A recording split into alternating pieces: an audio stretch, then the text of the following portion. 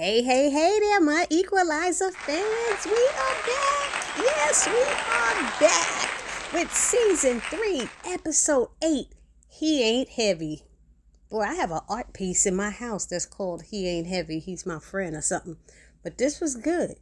Okay, so we're back with Robin and Delilah and Aunt Vi and Dante, Belle, Harry. And now we get to meet Trish, which is Aunt Vi's little boo thing, her little girlfriend. Anyway, so let's get started with this right away. But quickly, before we get started, if you haven't subscribed to my channel, please take a moment now, hit that subscribe button, then hit the notification bell. It'll let you know every time I upload a new video. Then I ask that you hit that thumbs up button, write a comment, and share. All right, now let's get started. So it was action-packed as always, a lot of twists and turns, things going on. I like this. It wasn't so much of Dante and Robin, with their little thing that they be having going on, if you know what I mean. So it starts how the other episode ended, how episode 7 ended, when Mel is pointing a gun at this guy, asking where's her brother, and someone comes up behind her, and she turns to kick that person, and when she turned back around, the guy she was pointing the gun at runs. Mel gives chase. He runs into the street and gets hit by a freaking cab and dies. So Mel is upset. She goes back to the bar where she's met by Harry, who is frantic about where she's been. Remember, he was out. They went to see somebody perform. What was Kelly Rowland, that part, whatever that artist that Kelly Rowland had played in episode 7. So anyway, he said he had gotten her messages and he's been worried about her, where she been and all this stuff. And then she tells him that something happened to her brother Edison, and she tells him that her sister Ruby told her that he had been carjacked. So Harry's upset with her and says she should have gotten a called to him or waited for him. But he says he's going to call Robin, and she's telling him not to because Robin's mad at her for training D, and Harry said he doesn't care about that. This is family now. So Robin, in the meantime, is meeting with Marcus to get off her chest what Mel did. And she said that Mel she admitted she's like a sister to her. And Marcus asked if Robin felt betrayed, and she was like, yes. Then he asked if what Mel did worth losing a good friendship after one mistake. And Robin said it wasn't a mistake. And then he throws back in her face something she had told him pertaining to his father about holding a grudge. And then at this moment, Harry calls and tells Robin what's going on. So then it switches over to Delilah and Aunt Vi. They getting ready for Trish to pick them up to go to an art gallery where there's a contest going on, which they talked Aunt Vi into entering, where the first place prize is a trip to Paris and $5,000. And Aunt Vi was trying to act like it wasn't about the money, and she was so nervous about it. But they went, Anyway, then we got Robin. She gets into the bar, and Mel apologizes again about D. And Robin said, we'll deal with that later. Let's find your brother.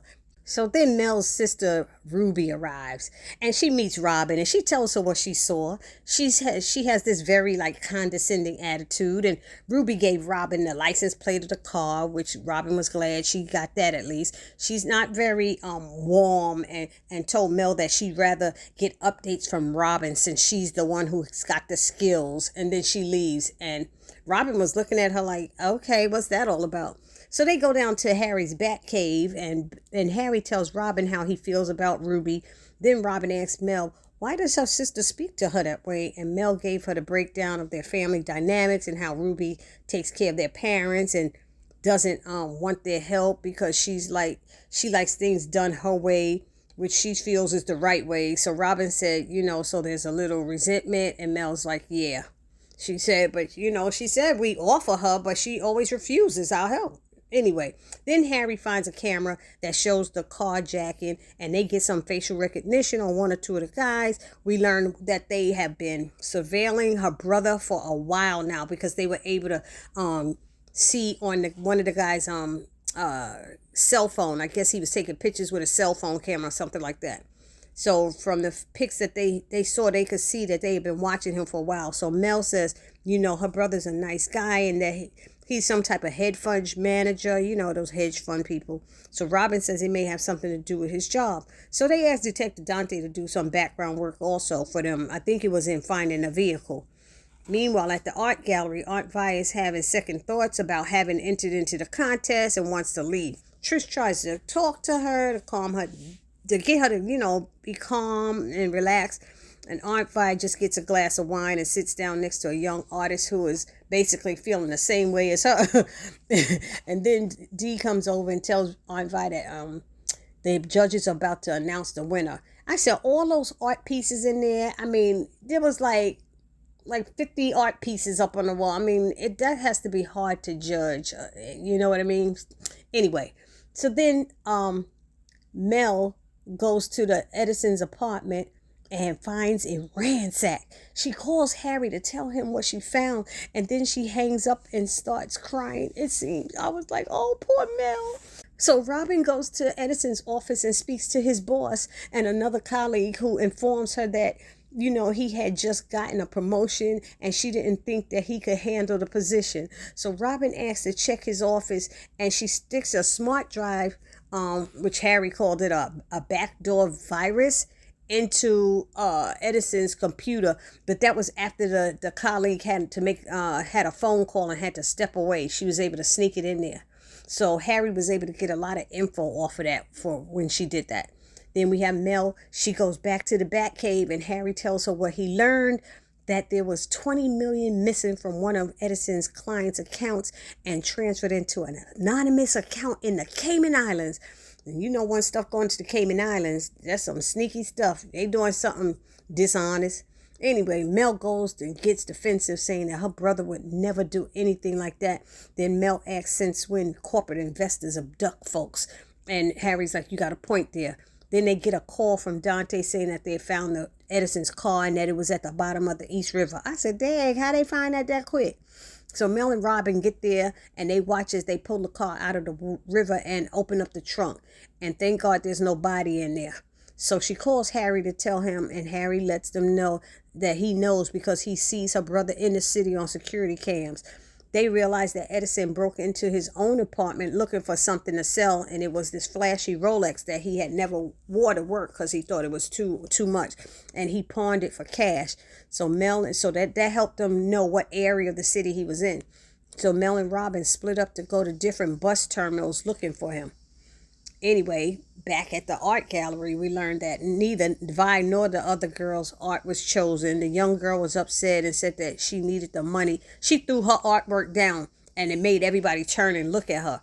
And Vi went over there and was talking to her, and the young girl was saying that she needed the money to pay her bills and wish she had just gotten a regular job as her parents had told her to. Aunt Vi spoke to her and let her know that she was a great artist and that she just needs to believe in herself. Then Mel found her brother getting on the bus, and she asked him, she grabbed him and told him he had to come with her. And he kept saying, how'd you find me? He's asking all these questions. But anyway, they get into the car, and she asks him, did he steal money from the Colombian mob? And he's like, no, I ain't steal any money for anybody.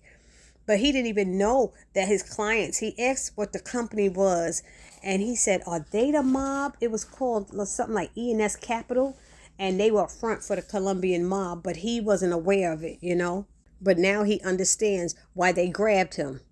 Then Mel takes him to one of Robin's spots to keep him safe. And he texts Ruby to let her know that he was okay without Mel's knowledge. So when Mel gets an alert from the surveillance camera, she sees Ruby coming in and tells them, we have to leave because Ruby was followed. So she called Robin for backup, but she got there too late, of course. Mel tried to fight off these two of the guys, but they had bigger guns and everything, and they were stronger. While she was fighting those two other guys grabbed Edison and took him and her space. Edison and Ruby was like, what are you doing with a gun? What are you doing? Oh my God. They were just like, you can't even believe that those are her siblings with all the stuff she does. And it's supposed to be 4 of the siblings. I guess it's 2 boys and 2 girls, I think it is. Anyway, I was sitting there going, I bet they didn't know what kind of skills Mel had. I said, but if they didn't know, now they know. I wasn't doing Biggie Smalls. If you don't know, now you know. And I know Ruby was super surprised and may have a newfound respect for, Mel. Anyhow, Robin arrives and they go looking for the Colombians, and Ruby's like, well, what about me and stuff? And they're like, if they wanted you, they would have taken you when they took Edison. Stay here. The NYPD will be here. Go to the precinct with them. You'll be safe. So now they realize that these guys, they probably went to Edison's job because they're going to need him to transfer that money, and he can't do it only from his computer. And Harry confirmed it, saying, oh, they were right. That's just where they are, already there. And so they needed him to transfer. They needed Edison to transfer the 20 mil back to them. But then they told him to make it 40 mil as interest. They were pissed that somebody had taken their money. They didn't care. They just assumed it was Edison. Anyway, Edison was trying to stall, and they threatened to kill him and his family. They bust him upside the head with a gun, all kind. He was all bruised up. And Robin and Mel are rushing there as the transfer starts. The head guy told his men, once the transfer completes, put a bullet in his head. I said, oh, snap. He gonna be gone. But then Robin and Mel finally arrived, and things were now about to be on and popping. Y'all know what I mean. Meanwhile, Harry is pausing the transfer on his end with his little freaky skills, of course. And Mel and Robin, they save the day. They distract two of the men and then shoots them in the head or something. And then we have the head guy. He's using Edison as a shield so he don't get shot and something. And he's backing up, and he's looking at Robin backing up, and he didn't know that Mel was behind him on the floor, and she tripped him, and he fell on the floor, and she jumped on top and started beating the crap out of him to the point that Robin had to stop her and said, he's not worth it. Stop. He's not worth it. So then the NYPD arrived, and Dante comes up behind Robin and says, well, I'm so glad that Mel's brother is okay, but you're still upset about the training? She said, I don't know how I feel about it. She's confused. She's processing all of it. That's what's basically happened. So then we switch over to the guy who actually framed Edison. Was his supervisor, his manager, or boss, or whatever. He was the one that Robin spoke to first. And he got into his car, and Harry was in the back seat of the car and let him know who he was. He said he's Edison's brother-in-law, and he let him know that he found out that the guy had framed him. I think his name was Anthony, that his boss had framed him, and that he told him how he found it from the deleted files and all this stuff. And the guy was trying to act like he didn't know what he was talking about. And he said, you knew E&S Capital was a front for the Colombian mob. And so anyway, Dante came up and knocked on the window, and he arrested the guy. And then we have it switching to the bar, and we see the siblings together, Ruby, Mel, and Edison. And Ruby admitted that Mel is a superhero. She saved her brother, and she said she was going to do it. And she said she is so sorry that she has underestimated her all of these years, and what she does and everything. But then, they started sharing things, and she shared with them that she's overwhelmed with caring for their parents. And they told her, we can help. We wanted to help you, but you didn't want to. She said, I have problems with asking for help. So anyway, they squashed things. They swore not to keep secrets from each other anymore. But then they said the one secret they need to keep is what Mel actually does, because they don't think their parents could handle that right now. So they all agreed on that and had a drink. Then it ends with Robin. She gets home and has a nice talk with Delilah. She tells her that she gets it, that Delilah wants to have a say in her own safety. But she told her it's very important to know when and when not to use these skills that she's learning, because she could hurt somebody. So then she gets up and tells her, and when you see Mel again, make sure to tell her to show you where the pressure points are and blah, blah, blah. And she's like, what? Are you saying I can do it, Ma? And she hugged her and said, yeah. So that was cool. That was nice, which means they're going to squash this whole thing. And then at this point, Aunt Vi comes home with her boo thing, Trish, and tells them that she was offered a job teaching students at the Canio Art Center or something like that. And Vi is so excited. She told them that she would think about it, but she's excited about shaping the new generation of young artists. And they're so excited. She, for her, and Robin and Dee said they'll do their part to make things work so that she could be a teacher and do what she loves, teaching that art. because she was really great at it. And when they saw her, somebody from the school saw her talking to that young artist who was upset at the contest, the art contest, and they just thought she would be great for their school, and that was so wonderful. And that's how it ended. So y'all let me know what y'all thought about this episode. I thought it was another great episode as always. And I forgot to say that this is the first time that Robin was meeting Trish. That's what I wanted to say. Anyway, this your girl Barbie J saying, I will see you guys in the next video. Peace.